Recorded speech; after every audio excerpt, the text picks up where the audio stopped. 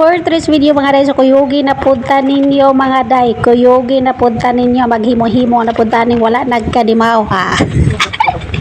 Kanila gyatong kasundugan ba bitaw kadugayan to scroll aning Facebook no unsa-unsa tong makita mag-crave na lang pud tag-apil mao nang maangin-angin na lang punta mo na makahimo na lang pud tag-apil bitaw mga day maghimo ra tag ice cream karon so gamit na ko dra mga Nestle cream Nestle dili dito siya Nestle cream mga day ila ito siya nga brand baraton ra to siya nga brand makales ra gyud kay siya.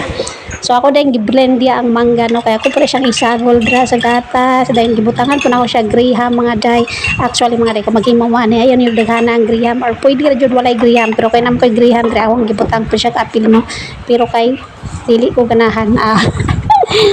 okay raman pero ang baho sa graham ba makalipong ang baho sa graham humaang ako ice cream kay instead na humot nga mangga humot na mas may overpower ang humot sa graham anak ba so mao na akong ingon og butang mo diri graham gamay ra ang graham so advice pud nako no kung butangan po rin yung mangga ayaw po di blender ang mangga kay ang gawot sa mangga bitaw murag balahibo sa ice cream murag mga balahibo sa iro nga nasa imuhang ice cream.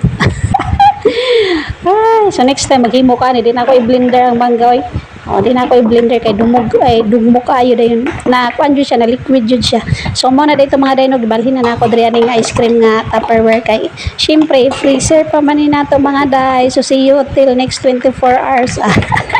see you sa atong video nga 24 hours kay 24 hours pa man ni nato i-freezer maka ice cream na lagi tahan ni ron kanay nguna na guys sa kagalong ice cream mahal na biya na pero kay mga mabarato ra gali ang ingredients atong gigamit no so maka ice cream na jud tahan ugma pohon so mo na itsura sa atong mga ice cream mga day. Thank you for watching.